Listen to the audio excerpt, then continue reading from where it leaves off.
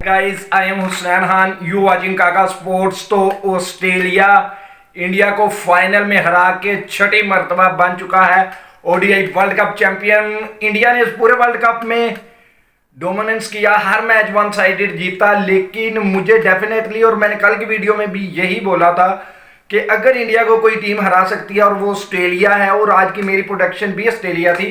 चले मेरी प्रोडिक्शन की बात छोड़ें, ऑस्ट्रेलिया को आईसीसी नॉकआउट्स में हराना किसी के लिए भी नामुमकिन सी बात है। ये तो इंडियन टीम थी ना जो वन साइडेड उनसे हार गई। आप ऑस्ट्रेलिया के अलावा जो इस वर्ल्ड कप में 9 टीमें आई हैं उन्हें पिक करें, उनकी प्लेइंग 11 बनाएं, फिर भी मुझे ऑस्ट्रेलिया को फाइनल में हरा के दिखाएं।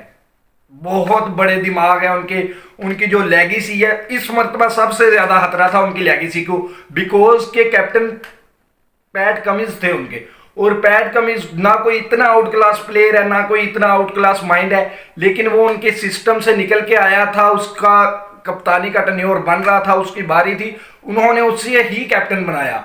उससे बड़े प्लेयर टीम में मौजूद थे, स्टॉक उससे बड़ा प्लेयर था, स्मिथ था, वार्नर था, लबुशैन था, मैक्सवेल था, लेकिन उन्होंने बोला कि हमारे सिस्टम से एक चीज निकल के आई है, हम अपने सिस्टम को फॉलो करते हैं, तो कैप्टन पैट कमिंस ही बनेगा। वो जिताए या हरवाए वो बात की बात है भाई, हमने अपने रूल्स के खिलाफ नहीं जाना। तो जो कौमें अपने कवानीन की इज्जत करती है ना, फिर खुदा उनको इज्जत इसी तरीके से दिलवाता है। पाकिस्तान, इंडिया या पूरी दुनिया, जिस तरह की मर्जी आप अपनी मतलब की पिचेस बना लीजिए, अपने मतलब के आप वो थर्ड अंपायर डिसीजन दिलवा लीजिए, लेकिन जब तक आप कवानीन नहीं बनाएंगे और उन पर अमल दरामद नहीं ना करेंगे, तब तक आप ऑस्ट्रेलिया का मुकाबला नहीं कर सकते पूरी दुनिया मिलके भी। बिकॉज 12 में से छठा वर्ल्ड कप वो जीत गए हैं, बाकी सारी दुनिया उनसे आधे में पीछे है। तो इसका मतलब है कि उनमें कुछ खास है, और वो खास आज नजर आया उस वक्त जब पैट कमिंस ने टॉस जीतकर बॉलिंग का फैसला किया। ऑस्ट्रेलियाई कमेंटेटर ने अपना सर पकड़ लिया, और इंडियन कमेंटेटर और जितने भी एक्स क्रिकेटर वहां पे मौजूद थे उनके दिल में लड्डू फूटने शुरू हो गए, और हल्की हल्की ढोलकी भी बज रही थी उनके एक दो यूट्यूब चैनल में। तब मैं देख रहा था कि उनको बैटिंग चाहिए थी, जी हमें पहली बैटिंग बस चाहिए, फिर हम जाने और हमारा काम जाने। तो उनको बता रहा था मैं बार बार कि आपके सामने ये न्यूजीलैंड नहीं है, ये अफ्रीका नहीं है, ये पाकिस्तान और इंग्लैंड जैसी कमजोर टीम नहीं है, ये ऑस्ट्रेलिया है, ये वर्क करके आती है। पैट कमिंस जो कल इस पिच की तस्वीरें बना रहा था, तो उसने अपनी स्टोरी पे नहीं लगानी थी, पूरी रात बैठ के यकीनन उन्होंने इस पिच पे वर्क किया। हर प्लेयर के लिए डिफरेंट प्लान था उनके पास। जो जो भी इंडिया का प्लेयर बैटिंग करने, डेफिनेटली कोहली तो सबसे ऊपर है ना, कोहली के खिलाफ कोई भी प्लान आपका काम करे ये 100% नहीं है, लेकिन जहां तक उनसे पॉसिबल हो सका हर प्लेयर के लिए वो मैक्सवेल को लेके आए। 8वें ओवर में मार पड़ी, 10वां ओवर फिर उन्होंने करवाया, और उस 10वें ओवर में मैक्सवेल ने जो टर्निंग पॉइंट दिया रोहित शर्मा की विकेट की सूरत में, और ट्रेविस हेड ने वहीं पे बता दिया था कि भाई आज मेरा दिन है। बिकॉज के एक वो बहुत मुश्किल बल्कि नामुमकिन के करीब कैच जो रोहित शर्मा का उन्होंने पकड़ा, जहां से इंडियन टीम पे प्रेशर बनना शुरू हुआ, अय्यर आए और वो दूसरी ही बॉल पे आउट हो गए। उसके बाद असल बेड़ा गर्क तो किया ना इंडियन टीम के इस फाइनल का केएल राहुल ने। आप पे कितना भी प्रेशर क्यों नहीं लगा हुआ, 1 मिनट के लिए सोच लो कि आपके 10 स्कोर पे 3 आउट है, तो क्या आप किसी अपने प्लेयर को अलाउ करोगे कि जाओ यार तुम 50 के स्ट्राइक रेट से 110 वाले 20 ओवर अकेले खेल दो 50 के स्ट्राइक रेट से, 1 ओवर ले लो सेट होने के लिए, 2 ले लो। अगर आपने ज्यादा बॉलें भी ले ली हैं तो फिर एंड पे उसको फिनिश तो करके जाओ। जब आपने 110 बालें खेल ली, 60 स्कोर बनाए, 110 बालों पे 1 चौका लगाया, और आखिरी 10 ओवर शुरू हुए 7 या आपने लेग शॉट मार के कैच दे के तो आप चले गए, फिर उसको फिनिश तो कर देते कम से कम। आज की हार का इंडिया की जानिब से मुजरिम में सबसे बड़ा रोहित शर्मा की तो वहां पे गलती थी, क्योंकि आप कैप्टन है, ठीक है आप फेयरलेस खेल रहे थे, हर कोई आपकी इस इंटेंट की तारीफ कर रहा था, लेकिन उसी ओवर में आप 1 छक्का और 1 चौका लगा चुके थे, और वो एक गैर जरूरी शॉट जो कि रोहित शर्मा को अब सारी जिंदगी याद आएगी, क्योंकि ये उनके पास वन एंड ओनली चांस था। अब 27 का वर्ल्ड कप कोहली भी शायद ना खेले, लेकिन रोहित शर्मा तो डेफिनेटली नहीं खेलने वाले, और एज ए कैप्टन तो अब हो सकता है वर्ल्ड कप के बाद भी वो चेंज हो जाए। तो वो एक गैर जरूरी शॉट जो खेली रोहित शर्मा ने, उसके बाद अगर मैच का कोई सबसे बड़ा मुजरिम है तो वो केएल राहुल है। विराट कोहली ठीक है अपना वक्त लेते हैं, वो सिंगल डबल खेलते रहे, लेकिन रना बॉल खेले वो तकरीबन 90-95 इस स्ट्राइक रेट के साथ वो खेल रहे थे। असल प्रेशर इंडिया पे डाला केएल राहुल की उस इनिंग्स ने, जहां पे उनके एक टाइम पे 70 बालों पे 30 रन थे। मतलब 12 ओवर खेल के अगर आप 30 रन बनाएंगे तो आपने सामने वाले बॉलर्स वैसे सेट कर दिए। और ऐसे में अगर आपको विराट कोहली की विकेट मिल जाए इनसाइड एज पे तो फिर वो सोने पे सुहागा होता है। पैट कमिंस ने उनको आउट किया तो उसके बाद इंडिया के किसी भी बैटर में इतनी जान नहीं थी कि इस पिच पे जो कि हल्की सी स्लो खेल रही थी, और पैट कमिंस के उस डिसीजन को इसने दुरुस्त साबित किया। इस विकेट पे कोई भी इंडियन प्लेयर खेल सकता। सूर्य कुमार यादव पे उम्मीदें लगाना एक दीवाने का ख्वाब था। वो T20 भी प्लेयर पूरा नहीं है, चले वो कुछ 2-4 उसकी हिटें लग गई, 2-4 उसकी 50 आ गई। T20 में भी वो इस लेवल का प्लेयर नहीं है कि आपको सेमीफाइनल या फाइनल में वो इनिंग्स देगा, तो फिर वनडे में तो डेफिनेटली नहीं दे सकता। अगर इतना ही उस पर भरोसा था, उसको आपने सारे मैच खिलाए हार्दिक पांड्या के बाद, तो आज उसकी जगह जडेजा को क्यों भेज दिया गया था? भेजते ना उसे कि जा मार सेंचुरी, आज तेरी जरूरत है। मैक्सवेल ने इसी पोजीशन पे आके 200 मारा था ना, चले सेंचुरी नहीं मारी उसने या उस पोजीशन पे नहीं भेजा, जब आया था तब भी तो 35 से 40 बालें खेल सकता था ना वो। इस तरह का प्लेयर इंपैक्ट ही अगर डालना हो तो 60 से 70 रन बना सकता है 40 बालों पे, लेकिन 30 बालों पे 16 रन बना के आउट हो गया ना। तो इंडिया 10 मैच जीत के हर चीज उनकी परफेक्ट थी, कप्तानी perfect, batting perfect, bowling perfect, बल्ले बल्ले हुई पे ये जी हमें कोई पकड़ नहीं सकता।